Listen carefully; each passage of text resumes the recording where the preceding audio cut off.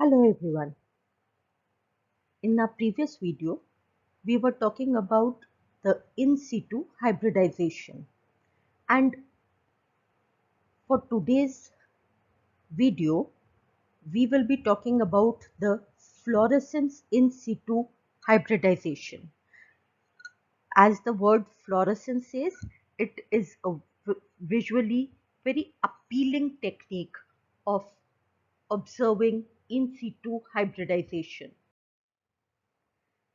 Now, fluorescence in situ hybridization. If we take the first alphabet of each term, we get the word fish.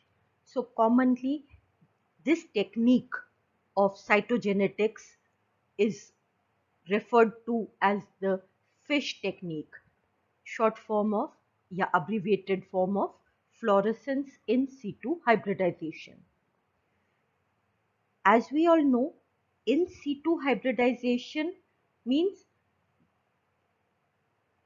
within the given sequence, that is in their natural position, if we hybridize it.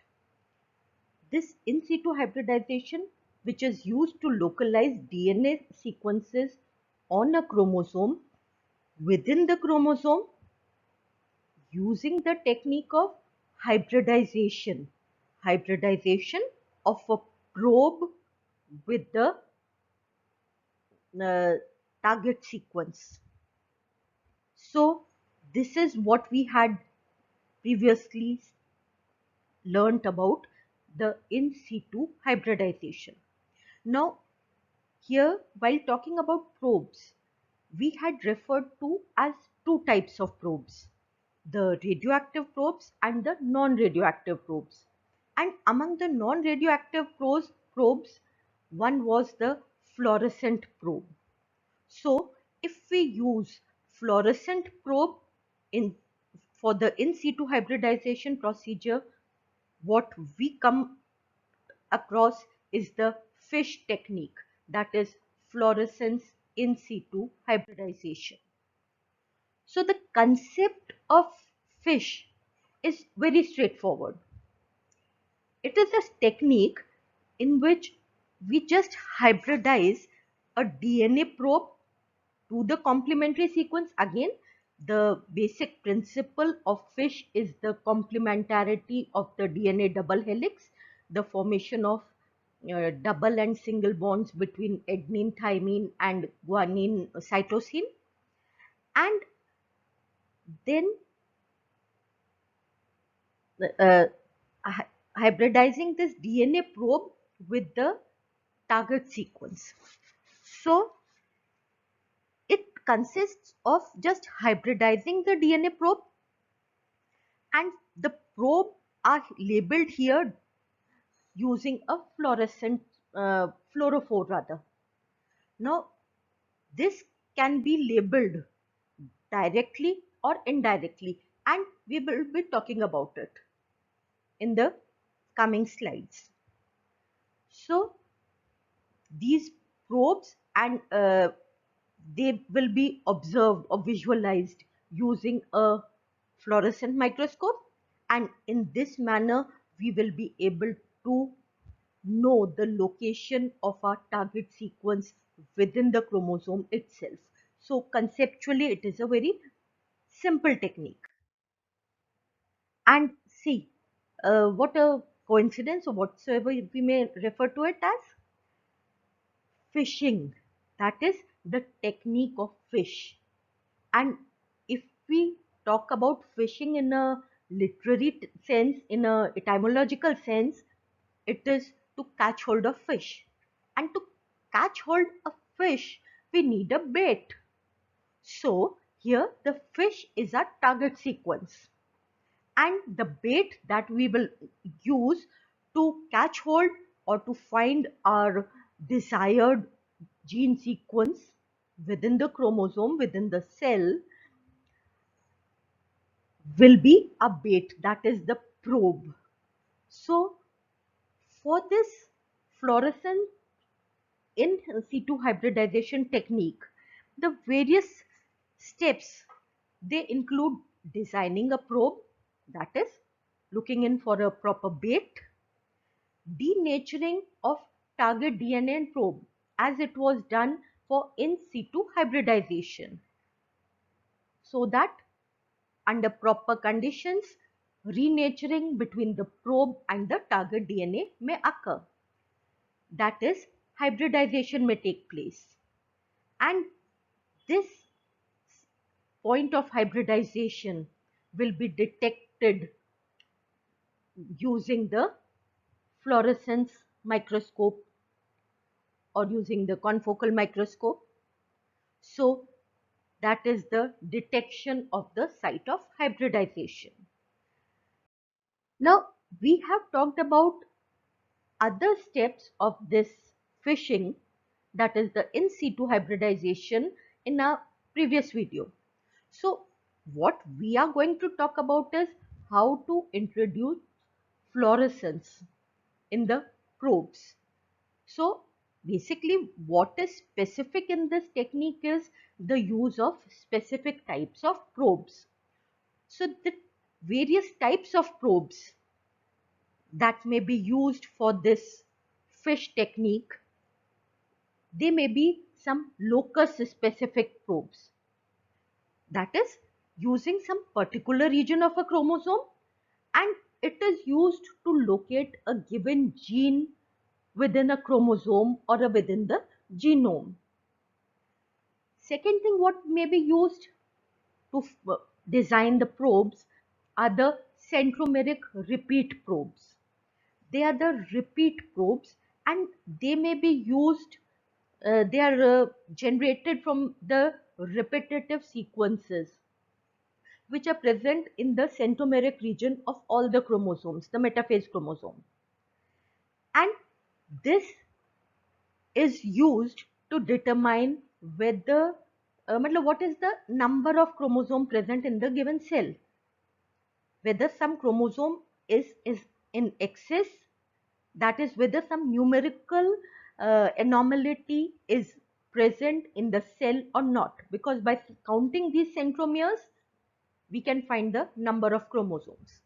And if we use this centromeric repeat probes or the alphoid probes along with the locus specific probes, what will happen is this centromeric repeat probe will attach to the centromere regions, while the locus specific probe will attach to the specific gene. So we will be able to locate or find the position of the gene on the exact chromosome on which it is present.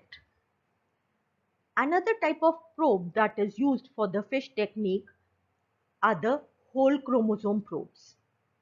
Whole chromosome probes, they are basically a collection of small probes of various uh, nucleotide sequences of a particular given chromosome.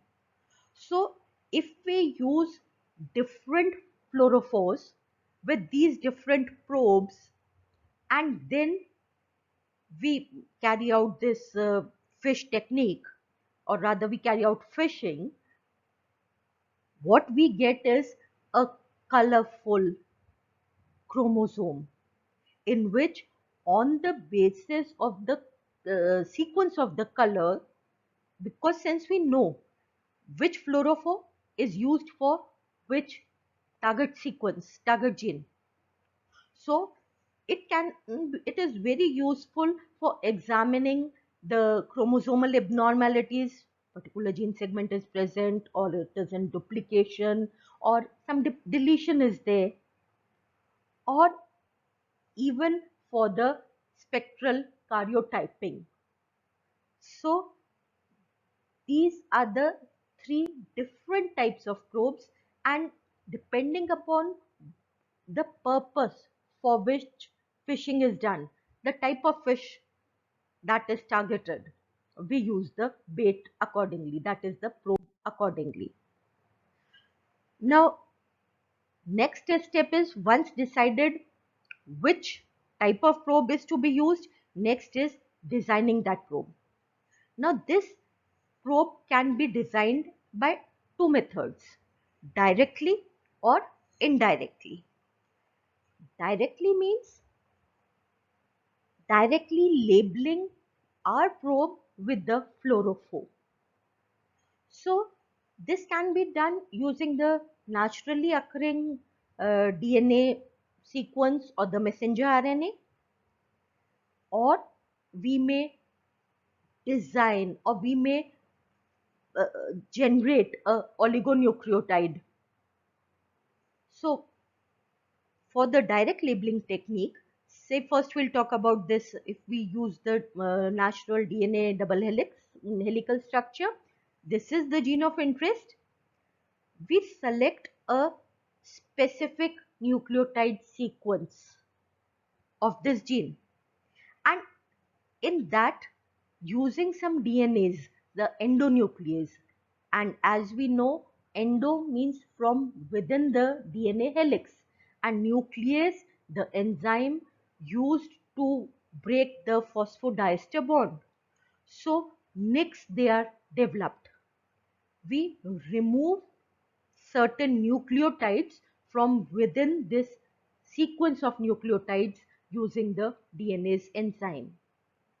Now, this gap produced, it is, we use designed nucleotides having the fluorophore, the molecule that will absorb the laser, and rather when laser will be incident on these molecules, they will emit fluorescence. So using these nucleotides with fluorophore, we seal these nicks with the help of ligase enzyme. Now, one of the strands of this double helical structure is having our nucleotides with fluorophore, so it may be used as a probe, and the other strand, it is not of use for our present purpose. So we just denature it by increasing the temperature, and we obtain the probe. This is the Nick translation technique of direct labeling. Direct labeling because the probe has got the fluorophore on it attached directly. Second thing what may be done is, here is the gene sequence. We again select a part of this nucleotide sequence, and then we design the probe complementary to this fragment of the selected fragment, the chosen fragment. And on this design probe means we use the nucleotides, and in vitro conditions we form this oligonucleotide or the probe. Now again, there are two types of probes that may be designed. One in which this fluorophore and the quencher. Quencher is basically a molecule which prevents fluorescence of from this fluorophore because it absorbs the light that uh, is incident upon this molecule. So until and unless this quencher is along with this fluorophore, we won't get the fluorescence. Both of them, they may be the part of the same nucleotide sequence at the two ends, or here is the probe with the fluorophore, and this is hybridized with a part of nucleotide sequence having quencher. So here it is. Now this is hybridized or incubated with our target sequence. Now when it finds its complementary sequences, it will form base pairs with the denatured target chromosome, and once it forms these double bonds, this fluorophore and quencher, there's spatial difference between them, a space is generated. So now this quencher won't be able to prevent fluorescence from this fluorophore, or if we use these two separate nucleotides, one having the fluorophore and the other having the quencher, in that case, as soon as this complementary strand, it forms the it uh, means base pairing occurs between this complementary strand of the target chromosome or DNA with this probe, the region of the probe that is not attached to the quencher, and this base pairing, it proceeds further, the quencher is set free. So now we have got this hybridized chromosome, that is hybridization between a target sequence and the probe. So the other method is the designing of a probe using indirect labeling. Now in this case, we select, either we design or we use the Nick translation technique for the probe. The difference is the labeling part. That is, while going in for the Nick translation technique, the gaps, they are means filled with these nucleotides, but over here fluorophore is not present on these nucleotides. They are having some hapten. Now what is a hapten? Hapten basically is an incomplete antigen, and we are going to use the immunology technique of antigen antibody association or conjugation for this particular type of fishing. So the probe is labeled with the nucleotides on which a hapten molecule is present. Now these probes, they are attached to them, rather they are hybridized with the nucleic acid in which the target sequence it is to be uh, visualized, or in which we want to look for the target sequence. And once they hybridize, now how to find, because we are not having the fluorophores which will directly be observable using the fluorescence microscope or the confocal microscopy. Now we have to have a technique of detecting the presence of these hapten, and here we make use of the antibody. Now as we all know, the shape of this antibody is the typical Y shape. This two parts, they are the antigen binding sites, while this is the Fc region. So in these probes, chromophore is attached to this stalk region, the Fc region of the antibody, and then these fluorophore containing antibodies, they are incubated with our hybridized chromosome, or the experimental setup having the hybridized nucleic acid. So what will happen is, this antigen binding sites, they will bind to the hapten. These are the antigen binding sites. Here is the chlorophore, and this antigen binding points, they will bind with this incomplete antigen, that is the hapten, and now fluorescence will be observable using this. Basically, in fishing, indirect labeling is preferred, and the reason is that the fluorophores, when in the form of indirect labeling, they provide more of fluorescence.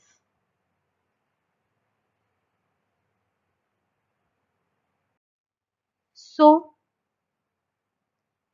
after hybridization, now we are able to visualize it. We use the fluorescence microscopy or your with the help of confocal microscopy, we just get the images, and this is how fishing is done. This is how we are able to locate our target sequence in the nucleic acid. But what is this fishing used for? Why is it in vogue? Why is it in fashion? Because it is easily detectable. And when easily detectable, it has got many uses. Now, it has been widely used for mapping different sequences, mapping various genomes, sequencing various genes on a given chromosome or a genome.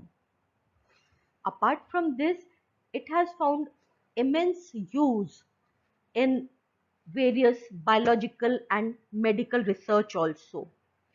Wherever nucleic acids they are concerned, whether the given change has occurred or not, in which part of the cell,